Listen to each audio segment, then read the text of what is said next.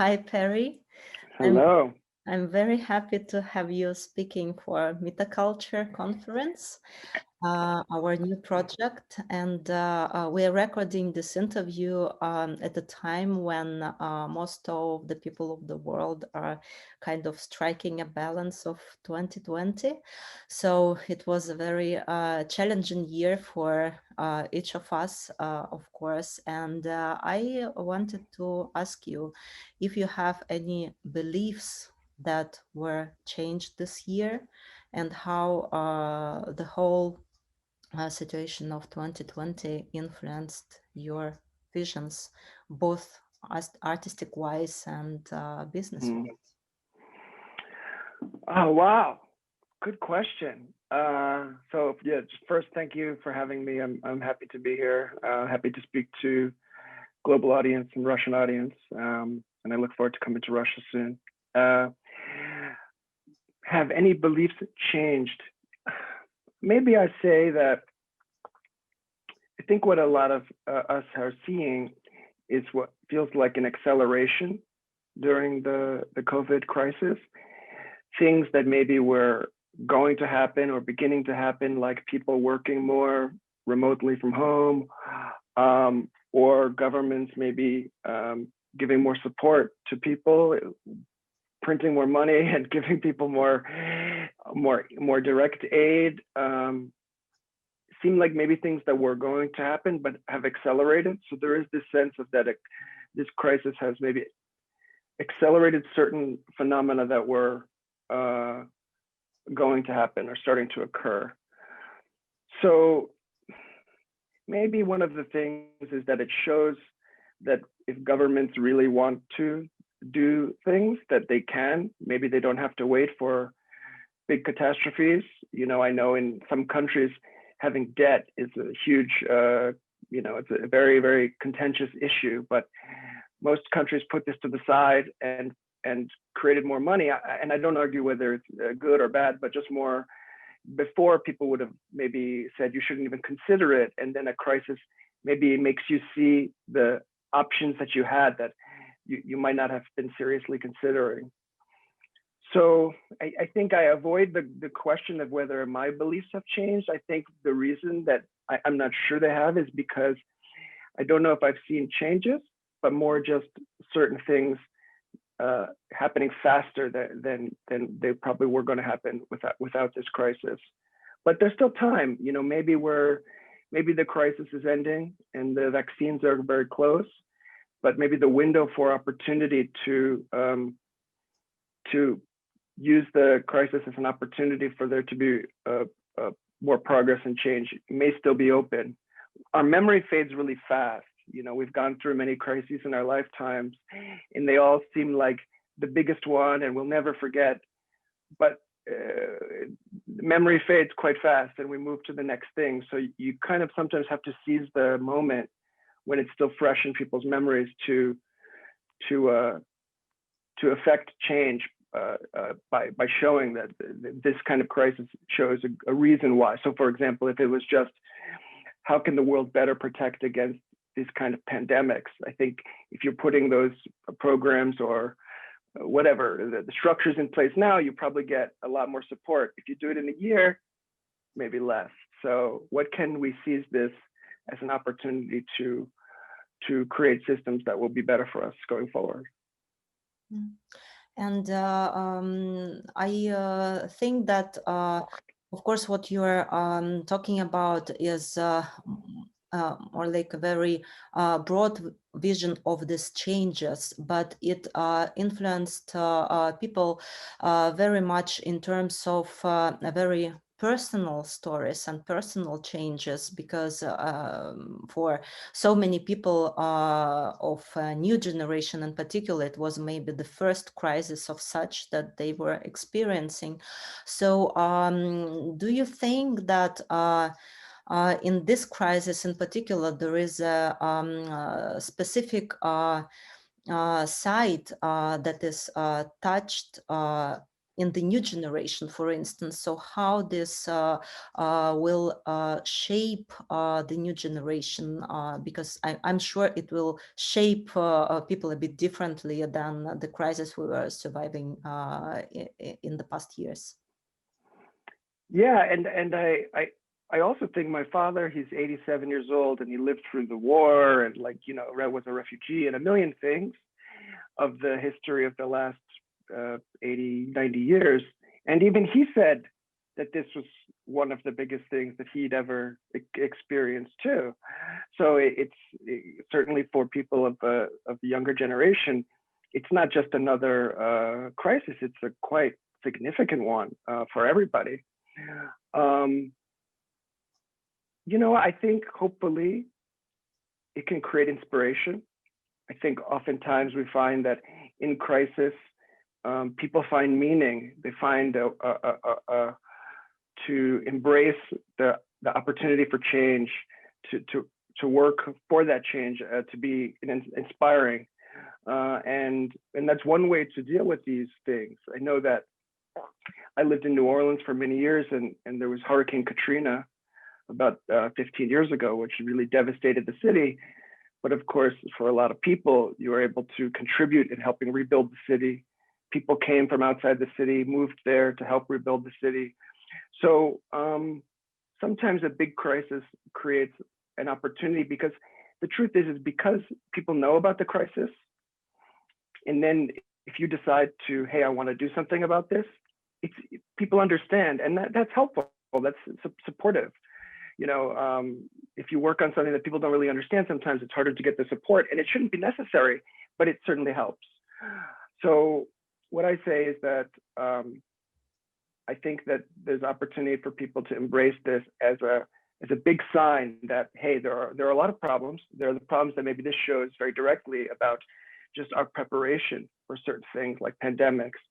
And maybe it shows people for just emergencies in general.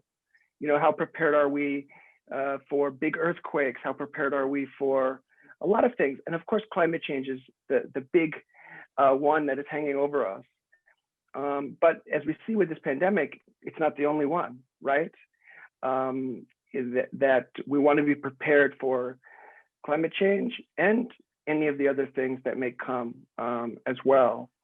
So I think the important thing is to see it as an opportunity and not see it as that the world is proving that it is broken, in the sense that leadership and government are showing that they're really dysfunctional, and that is a fact of life, meaning it can't be better. You know, I think that that's not the case. I think we are seeing the dysfunction. That's very important, really important to see. We shouldn't have a fantasy that things work that don't work, but we can't give up on it. You know, how do we improve it, whether from the inside or the outside? I don't say, but you know, especially for young people, you can't be nihilistic. You have a whole life in front of you.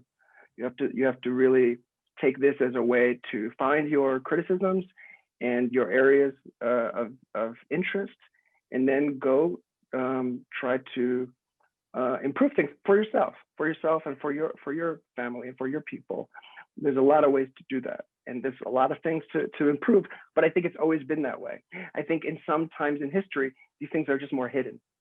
I think it is an opportunity sometimes to see when things don't work, because then you can see where help is needed.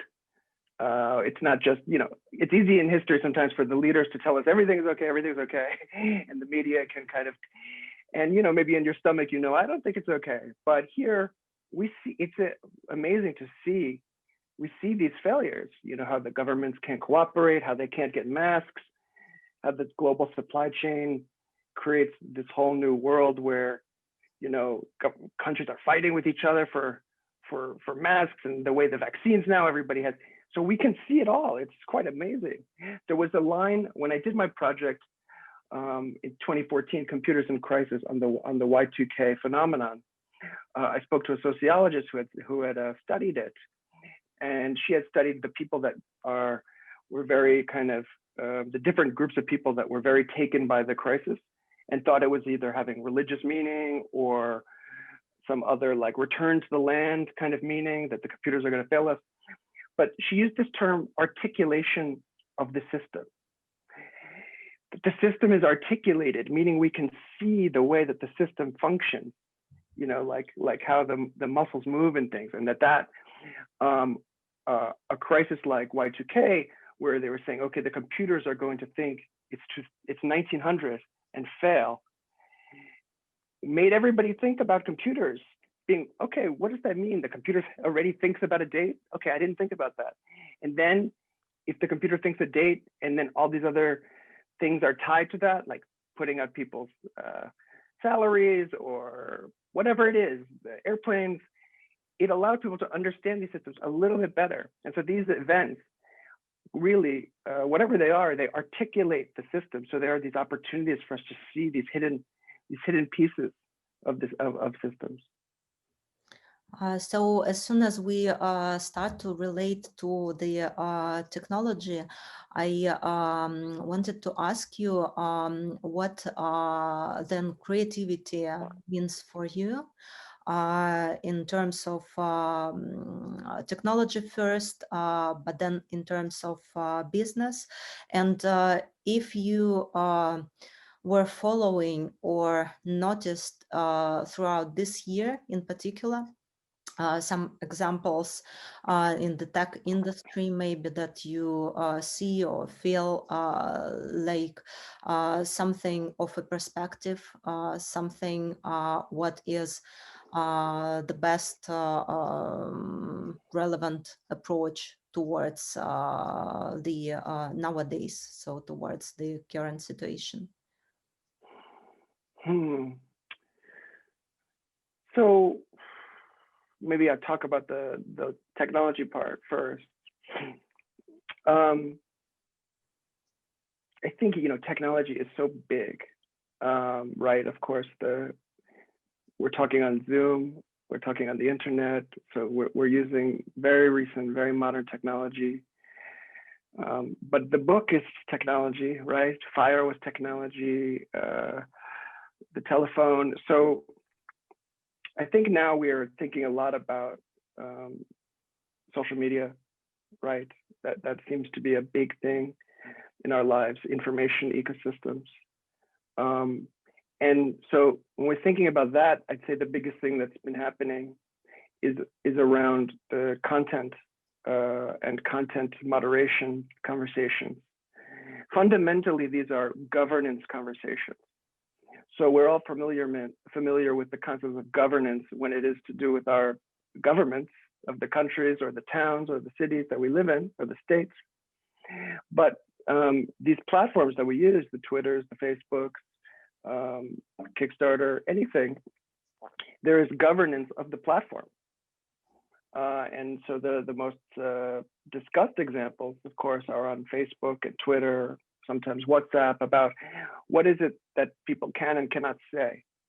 And so what are those rules? And then, of course, how do those rules become enforced? Because it's one thing to have a rule, but it's second to, you have billions of conversations happening. And those platforms have avoided for 10, 15 years having anything to do with kind of really getting deep into this topic. Of course, there are things that they will ban, but they try to do as little of that as possible because it's so difficult to do. And they also, you know, and so they don't want the responsibility, and they may not be sure that they can actually even carry it out. Facebook created this this council in the past year, which is just starting now, an independent advisory board, which has, you know, different people that are outside of Facebook, human rights attorneys, different people from around the world that were very respected in their field.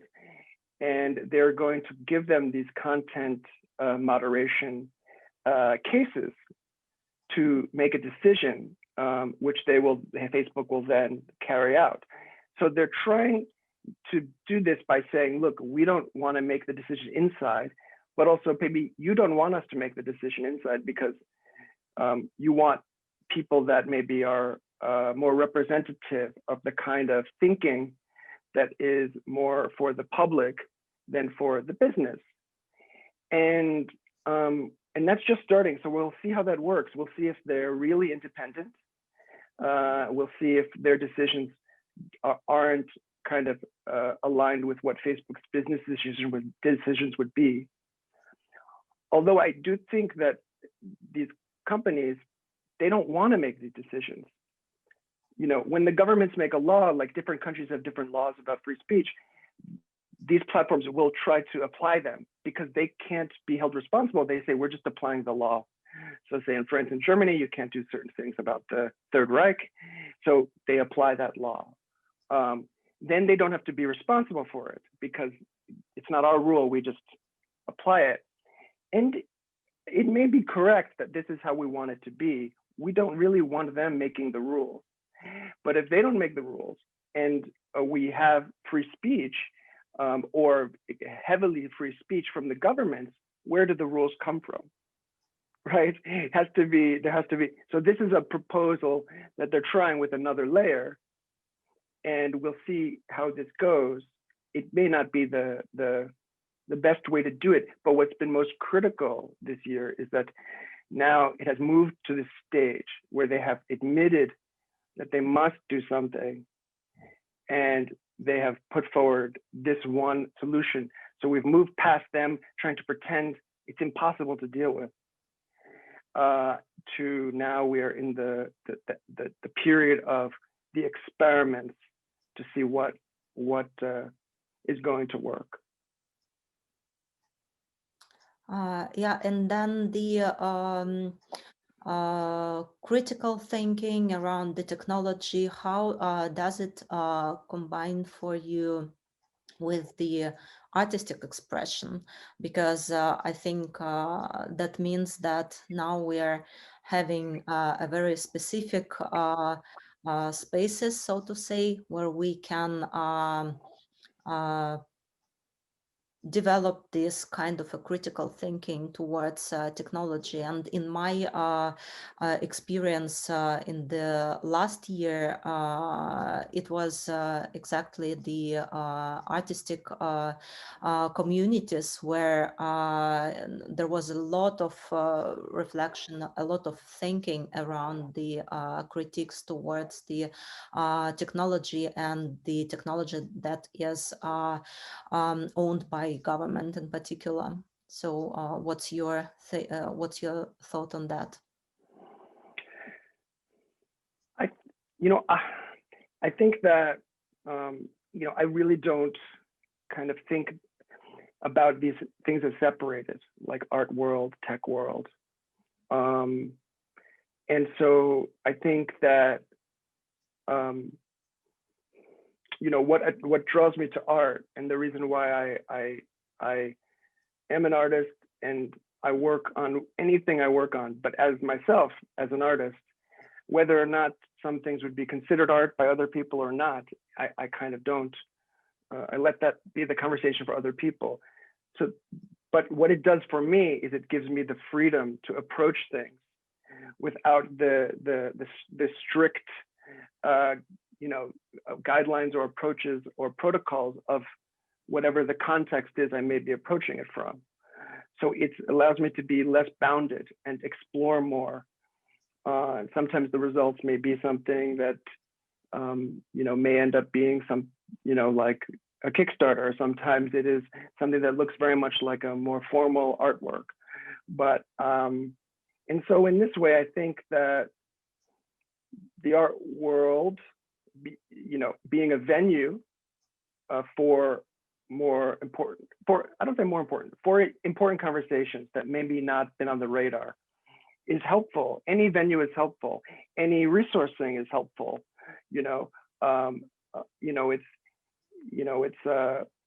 Look, the what is art question is kind of, it's great for graduate school, but it's not answerable. Art world institutions that are built around object-based work, or at least things that you could figure out to sell, are asking themselves a separate question about what is art, which is what is commodifiable art. and maybe how much can we participate with artwork that is not commodifiable, you know, and so those are different questions. But there has been a better job recently, and I could think it should continue to go forward. I think you want people that would identify as artists or not to have the most opportunity to explore, and then have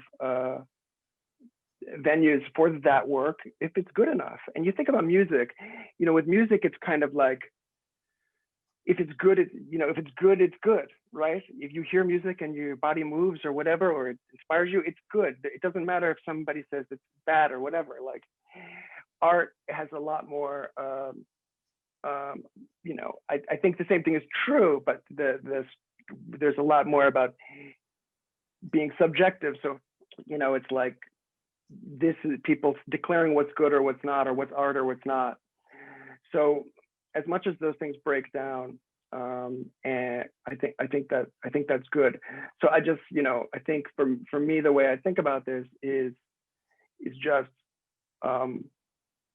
what it means to be an artist, or what it means to approach things as an artist, is the most important kind of thing, versus the questions about what is the art world's role in these larger conversations, or is this stuff art? And do you then relate yourself to some sort of community? Like, do you relate yourself to the artistic community or the tech community, or it's all again mixed and there is no such thing for you as a specific, you know, attribution to whatever movement, so to say? Yeah, that's what I really believe. I really believe that there. I'm not saying there isn't something that you could say is art world, or there isn't something you could say is tech world. You know, and be generally, we would both understand what you mean. But I think personally, whether I was working in what people would think was technology or other things, I was always approaching it as myself, which was as an artist. And I wasn't working in technology. I was working on music. And then I had an idea which became Kickstarter. So it was still me as a musician and artist doing that. And then I returned back to working on art again. But I got to see a lot of what people would say is the tech world. I got to learn a lot about that. And I bring what I learned there, you know, into my other practices. And develop new practices from that, just as the same way I brought what I learned from DJing into making music, and from both of those things into my work at Kickstarter. So I am happy and lucky to kind of have had these experiences in a lot of fields, but you're seeing this too with a lot of the social practice work that has gone on, you know, in the last few decades. I mean, you know, forever, but really, as you can see, it's being embraced a lot more, that the lines are being blurred, you know, between these different areas, right?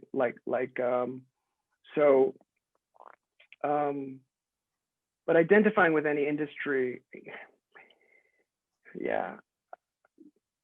You know, it's funny. There's something I was reading in research recently, where this guy who was a scientist, he was saying, there's no such thing as a cat, you know, there's no such thing as a, you know, whatever, like that, like as a dog. These are just our names for things to simplify them for ourselves.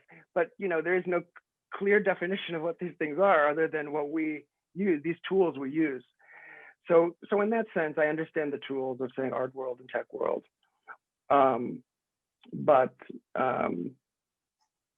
But you know, as much as they're boundaries, which they end up being, I think they're not that interesting. And what I will say is the same thing that's happened in music, which is that the last 15 years, the cross-genre type of music is exploded. I mean, when I started DJing and stuff, everything was in the little genre. You know, it's like all the music from house sounded exactly like this, all the music from hip hop, something like this. And, you can't, if you do something strange, people in your genre are like, why are you doing that? And thanks to a lot of amazing artists who experimented and, the people that supported them, we now hear music all the time that is like all these genres combined. And so I think this is a thing that's happening in the whole world, not just in music and not just in art, but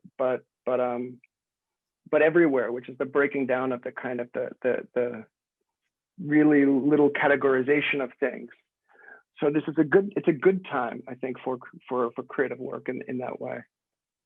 Yeah, so questioning this, I was just more focusing on this concept of interdisciplinarity, which is now crucial, of course. And I also remember the time when it was so important to relate to some specific category, because it was giving you some kind of a navigation, and you were able to identify the specific people in the industry or in the other circles where you wanted to develop. And nowadays it's so dramatically changed, and I also find it very inspirational and exciting.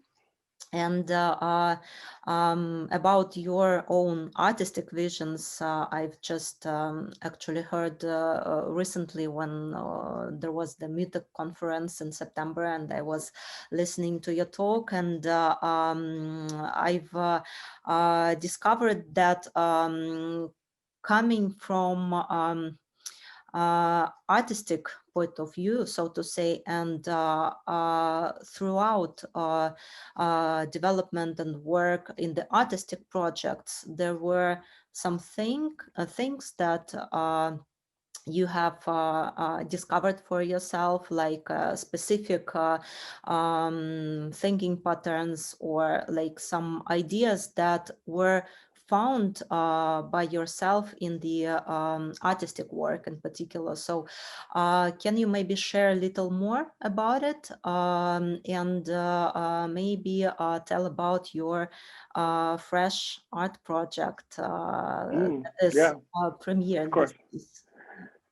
Yeah. So the show will be, I think, December 15th or so at Nature Mort Gallery in New Delhi, but it'll be online exhibition for COVID times. And I think I've been a bit on a journey, especially with kind of my studio practice, which is that I've found that it's really a way for me to think about the complexity of our world.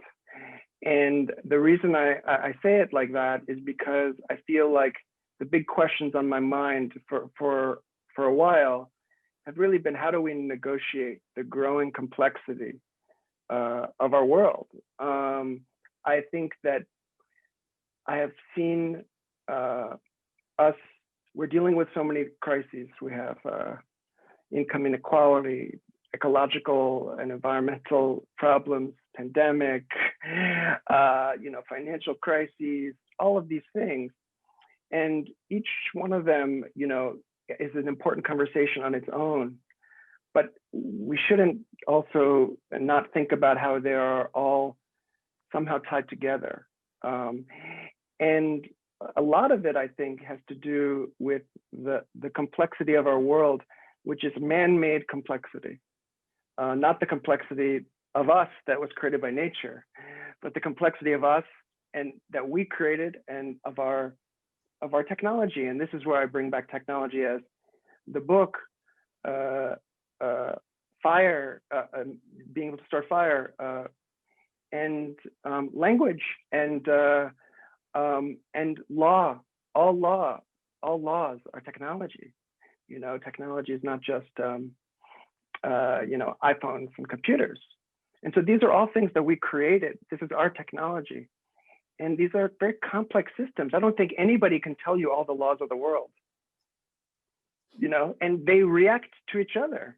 They have some, and they react to the environment, and to they regulate the technology, and, it's just all these things are combined together to create an incredibly vast, complicated world. And as we add things like new pieces of technology, you know, trying to control the weather, you know, like putting new vaccines, trying to control the potential problems with artificial intelligence. All of these things create a more complex world. And so we have this situation where, you know, we solve problems with technology, but technology creates new problems, which we then have to solve with new technology. Yeah. And each one of these layers tends to be more complicated.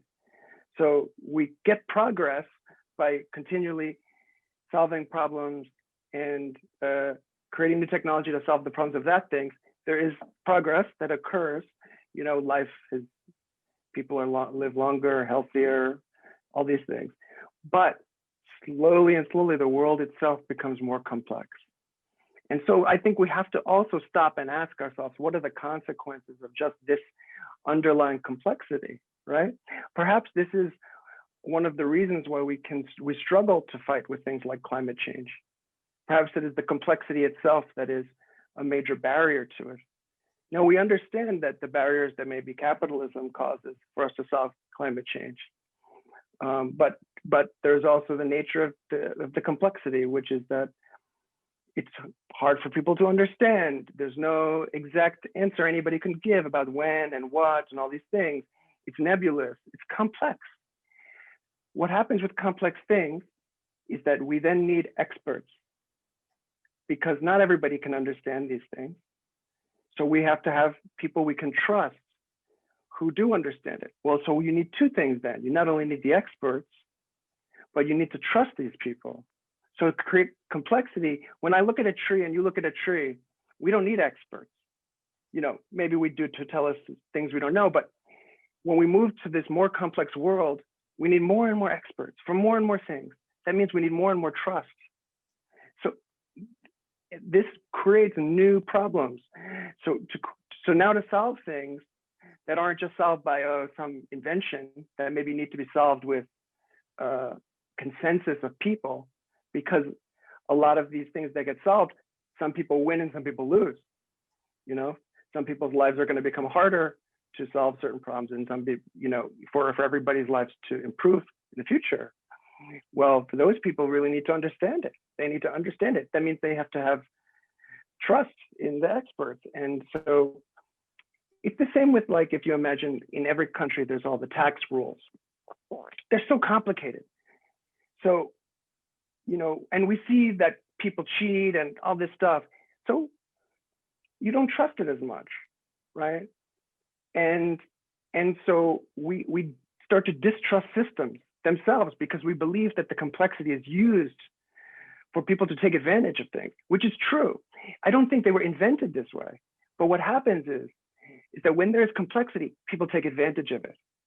Then you have people who make money from helping you with your taxes, even if you want to be straightforward, not even if you want to do something sketchy. So now these people that make a lot of money helping people with their taxes, they don't want the tax laws to be simplified. They'll lose their jobs. So even if the simplicity would be the answer, let's simplify everything so regular people can understand it more. Now you have this force of other regular people maybe that are employed by this thing. And that's another problem of complexity, that it creates all these you know, people that support the complexity. And so to simplify, it's hard to necessarily get those people to step back.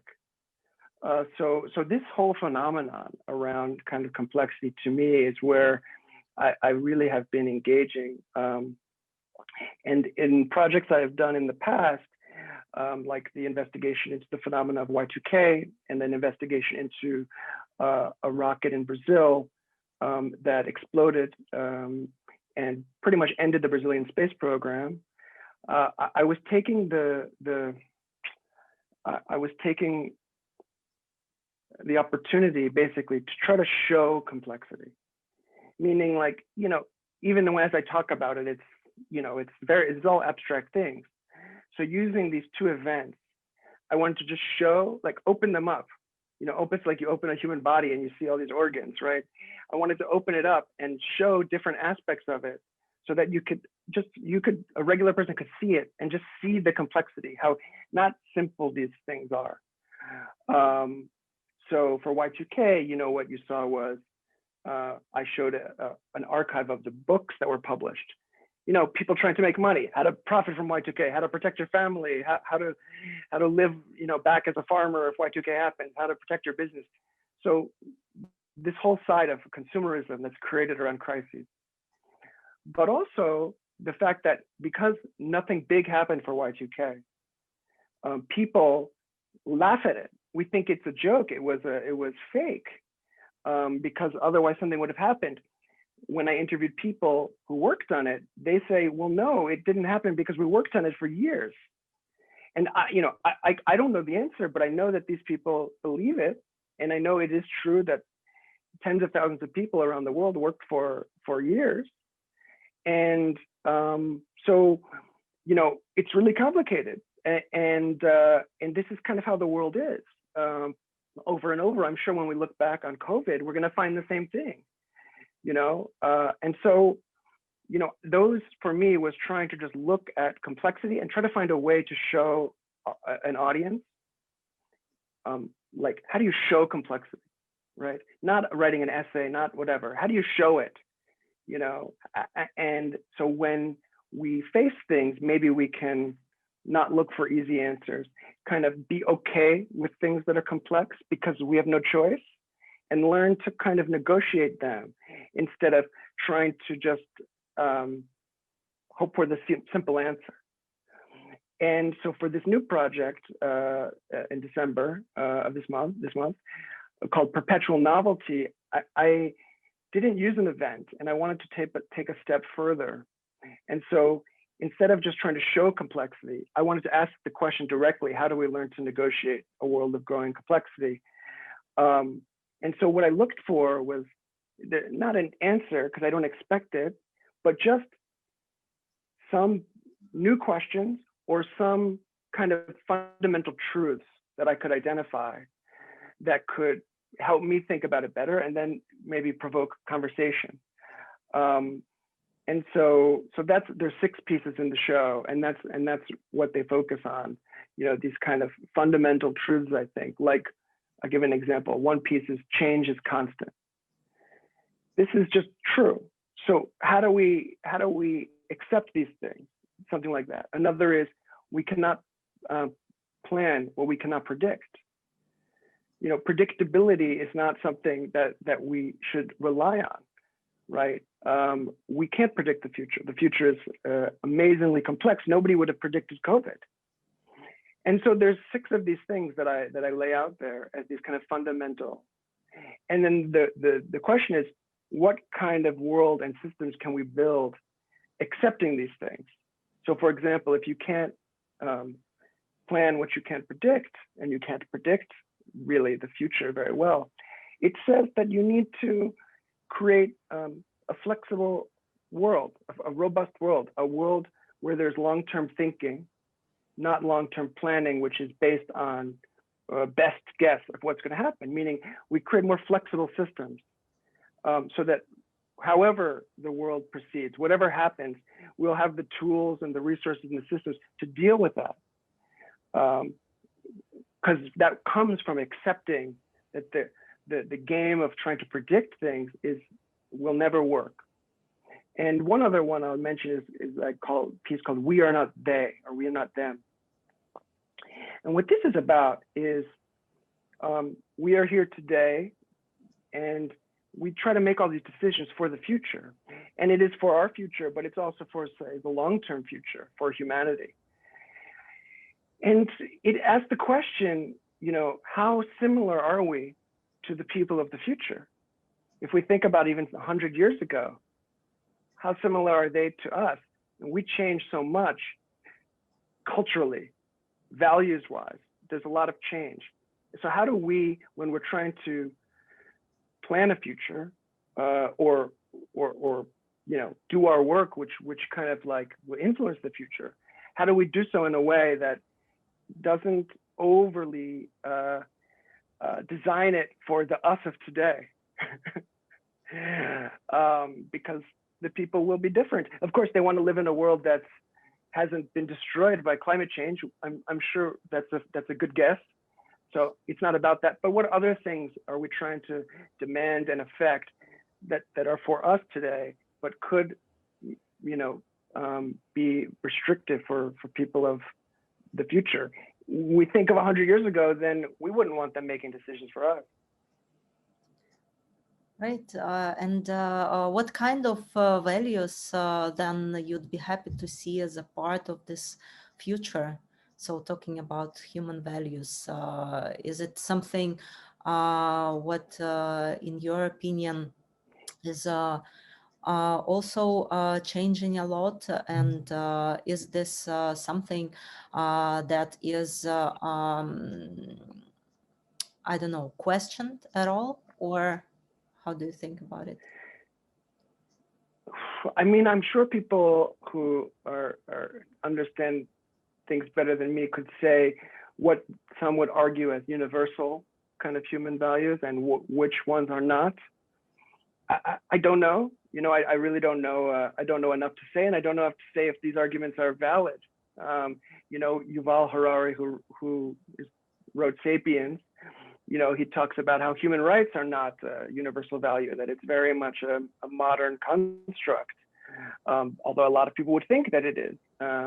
So, I don't know if the question is that we believe in a certain rules of human rights and we want to encode them into future societies, then I have no problem with this because I believe in these things, but I don't know if I can claim that it's universal. And that's the issue there, is that you have the things that we will believe in, and we have the things in the future that maybe that we won't. And the reason I bring this up is, one, for just the humility that we need when we kind of when we're the people on the earth now who are going to leave it for the future people. But also, I really want to remind us how much we change. I think this is a really powerful concept. We're in a time now where it feels like we're living minute to minute, and there's just giant news all the time, and the world is in crisis by all these things that happen. But we also have to think big picture too, that we are here and we will leave. We have a long time. And I don't say it in a way of like nothing matters, but I just mean to say there's a beauty in life and how life evolves and adapts. Darwin, he talks about, it's, when they say the survival of the fittest, but what fittest means is that the species that are most adaptable to change. That's what fitness means, not just strength. And so there is this thing where just even thinking about and understanding how much we're going to change, I think that is a real medicine, like a psychological medicine, I think a philosophical medicine too, because it is much bigger. It's all much bigger than just us in this moment. So there's peace in that as well as a motivation, I think, of how to approach things. But I think a result of a lot of our technology and a lot of our social media and things like that is that we have never been more myopic, and so anything to pull us back a little bit, I think, is helpful. That's true. I agree. And do you think that there is any ethical question of a first importance that lies in this intersection of art, technology, and science that we have to address from these different points of view? What do you think? You just mentioned like artificial intelligence, for instance. This is definitely the field which is bringing a lot of ethical issues at the moment. There is neuroscience, and it has another things, and also complex meanings that people have to review, rethink in order to discover a lot of points that come from the field of ethics, first of all. Yeah, so, you know, what I've come to understand, and a lot of this was me, feelings I had, but also research that I did in the last 6 months around this project, was going into this project. I had already started to feel that when we discuss each of these things individually, that we miss the bigger picture. So we need to do both. It's not one or the other, right? You know, I was very much interested in deep fakes, and so I was spending time thinking about this and the ethical questions around this, all this. But I started to realize that I have this question about 15 technologies, the same questions. Maybe they're going to do different things, but I ask the same questions. Why are people making this? Should we allow it? How are we going to? All these other, the same things that come up over and over. And I realized that maybe there's another way to think about it at the same time. So, and what I realized through research stuff is like, look, they say that you can't really stop the invention of things. So when something becomes plausible, like it's possible, it's scientifically possible, it's just a matter of time till it's going to be invented. We've never shown throughout history the ability to stop a technology from being invented. You know, even with the nuclear atomic bomb, what is amazing about the atomic bomb is that it's only been used twice, but in one battle, in one war. That's what's the most amazing thing about the nuclear weapons, is that they haven't been used, even though there's tens of thousands of them. So what that shows is maybe our success in controlling it, but we didn't have success in stopping the technology from existing. And so I think you have to take this view with all of these things, which is like, we have to move past the questions about, you know, can we stop, that any have ideas about can we stop it, but more assuming the technology is going to continue to develop, get better and better, get cheaper. How is it possible for us to integrate it or control it?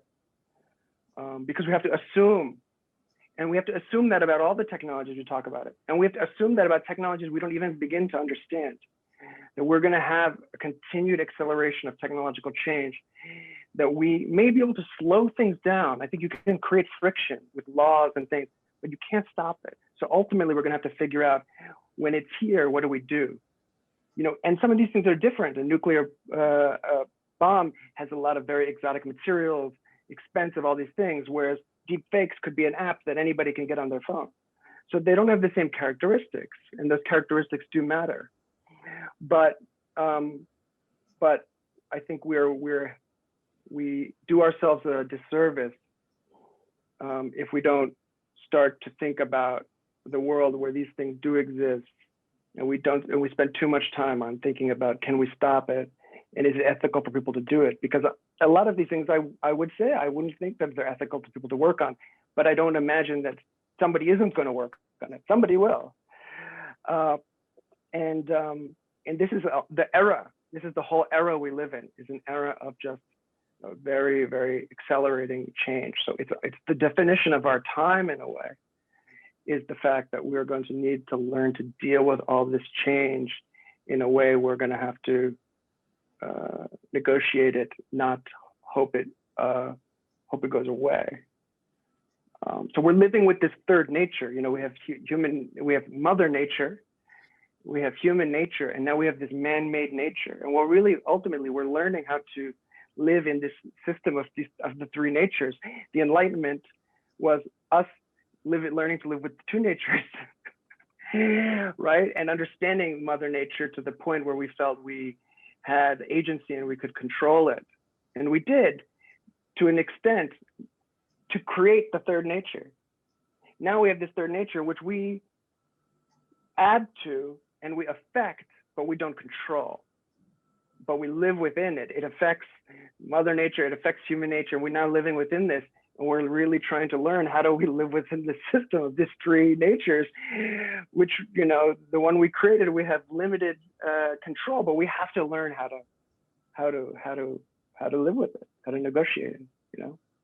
Right. So the education system is something what helps us also to understand things and maybe create this kind of sustainable future in a way. How do you perceive the education at the moment? Are there any things you question more Wow. regards with education? And yeah.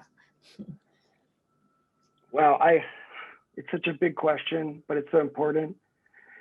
You know, my mother was a school teacher, so you know, I've experienced education system on my own, and experienced it from her, and I guess it's possibly a time where can be a revolution in education. First of all, there already is because of the internet, because of the free information on the internet. And of course, this means some information that's not so reliable, and we're dealing with that as information ecosystem problems, misinformation, disinformation, but also meaning that the magic of where if you want to learn how to do anything, you know, put a shelf up, learn how to make electronic music, you can just go on YouTube or Google it, and you can find it. So it makes this more accessible for anybody. You know, people who don't have a lot of money or don't have the time to go learn in more formal settings. So that's an explosion, I think, in a lot of the knowledge that people can gain, especially for practical knowledge. You know, I think that's amazing. On the other side, you have, certainly in the US, but in a lot of places, is the higher level educational systems are so expensive, it's creating an impossible situation, you know, where the amount of debt that people go into to kind of get this higher education, these degrees, it changes their life, and it changes the economies. You know, it has massive effects.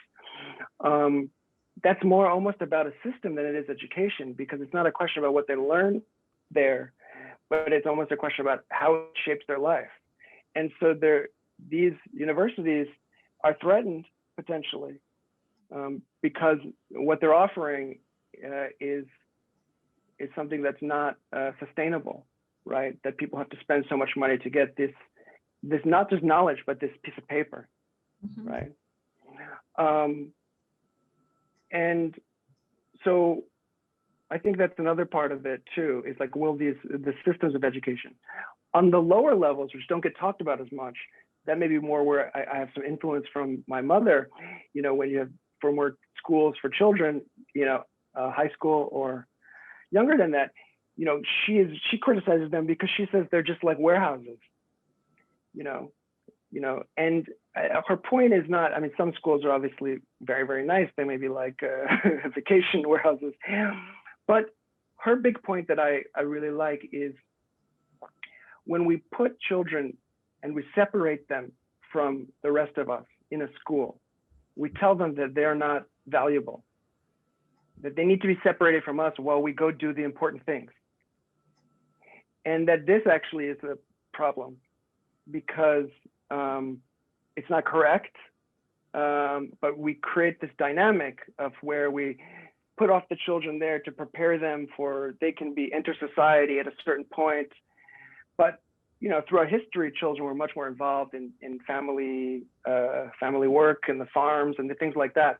And of course, there's complicated things about child labor. So it's not about that it's one versus the other. But I really think that what she's saying is right, because it is true that there's a lot of value in people that are, you know, before university level, and maybe the message that we send them that you know, it's going to be a long time before they can contribute anything is not really accurate, and not helping us prepare them for society or them emotionally to contribute to it. Because at the same time, you can argue that a lot of younger people are growing up a lot faster just because the access they have to information. So the time they spend waiting to become an adult feels even longer. First of all, is longer than it ever was before, objectively, and now feels even longer because of their access to the world through digital means. And so, you know, this may also be a thing that we need to to figure out how do we maybe not have such strong boundaries.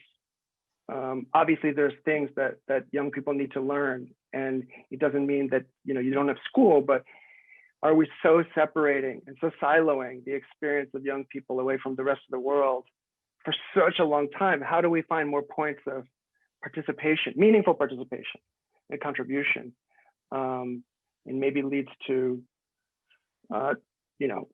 healthier, more integrated society, integrated by generations, generational integration. Yeah, I very much agree. Also, I think that the last couple of years, I was making the most important discoveries through my child, who is 8 years old. And I mean, it's obviously very much different now with the technology, how faster they become, I would say, even mature in so many things that were different for us. So it's a huge and very important question now, how we compare the knowledge we have and what we would have in the next coming years, how we apply the knowledge comparing to the younger generation in our lives in very different ways. But talking about this generation gap, do you think that there is some critical difference you see in opinions or some habits that we have comparing to the younger generation? So maybe not so much about like knowledge and thinking, but something that is changing the nature of humans in regards with this generation gap. I think that maybe we all are experiencing information overload, but it's different to experience information overload your whole life. And so for the younger generations, they're experiencing maybe information overload for their whole life so far. Maybe for me, I'm now, 44. So I've seen the change happen. I didn't have an email account till I was probably in 19, 20 or something. So yeah, and information overload, I think, creates a lot of anxiety, because just because you have information doesn't necessarily mean it makes it easier for you to understand things or do something about them, right? So I think that we're all dealing with this. How do we take all this information we read about and whatever and make sense of it? For younger persons trying to make sense of the world to begin with, to even figure out their place in the world, at the very, very beginning of their kind of moving to their own agency and autonomy, it's just a very anxiety-inducing, just a massive flood of information that doesn't all point in the same direction. So that's what I would think is different. So what I think you do find probably is that there's more anxiety that comes from this. And then the effects of anxiety, there's a lot of them, could lead to depression, could lead to other behaviors, could lead to things. So I think that it seems like that a lot of the data has shown that there's been a rise in this kind of mental health issues for younger people. And, I know it can be easy for any generation, older generation, to be like, because they're fragile or this or that. But every generation before said that about us too. So your question is correct. What is really different, And I think this is maybe the big difference is just being bombarded with information for their whole lives. And having to negotiate this. It's a form of complexity. It's an inherent form of complexity of our world. People used to live in a way and they would know that the news in the village, that's the news, it's the news in the village. Now we know about a hurricane that happened in South Korea, and we know about an oil spill that happened off of Australia, and we know about, it's just, we didn't evolve to process like a real-time global information. It's not how we biologically evolved to do, so we're figuring it out, and but it's unavoidable. It's unavoidable. We're going to have to learn how to live with this in a way, learn how to detect signal and noise, and so that's part of our journey, I think, going forward is learning to negotiate this amount of information. But I will say also, we are in a time. It takes a while to figure out how to live with technologies. Some technologies, it doesn't happen very quickly. We're still learning how to live with these phones and social media and all this stuff, and we're dealing with some of the hardest parts of some of these things. Then the information overload is definitely something we are not going to miss from 2020. But is there anything you'd like to wish to yourself and us for the next year, maybe? Oh, for the next 2021? Yeah, Wow. Yes, I mean, let's have the best year ever, right? Like, yeah. First of all, it's really great sometimes just ending something can be good. So there's a lot of things that we are not fully ending, but we are moving away from, hopefully COVID and change in the, government in the US.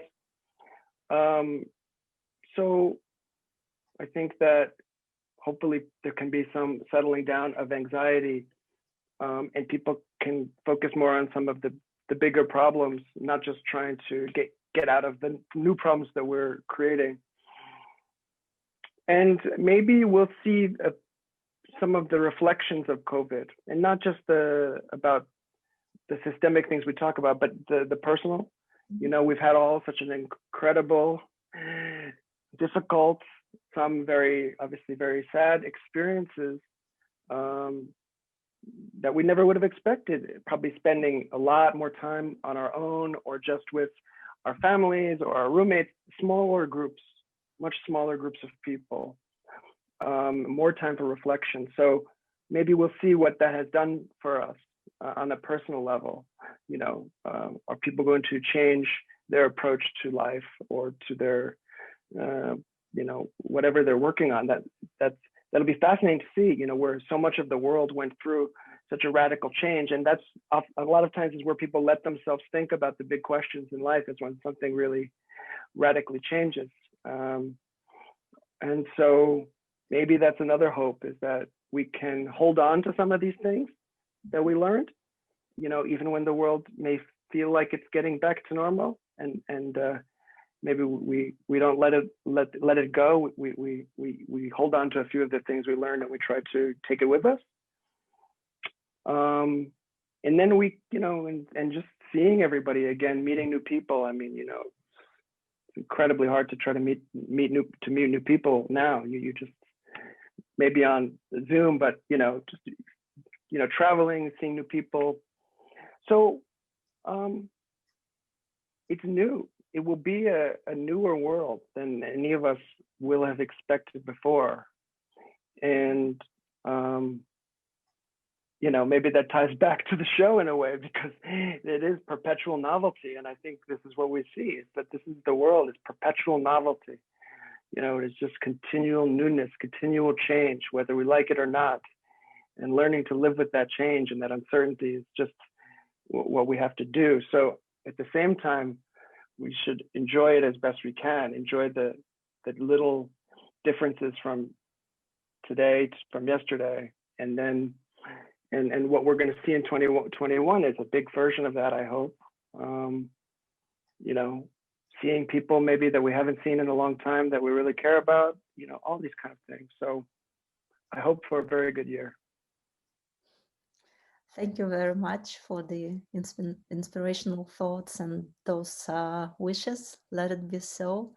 And I wish you also good luck with your show and everything else you have in your life. Thank you. And thank you for this interview. Thank you for being with us.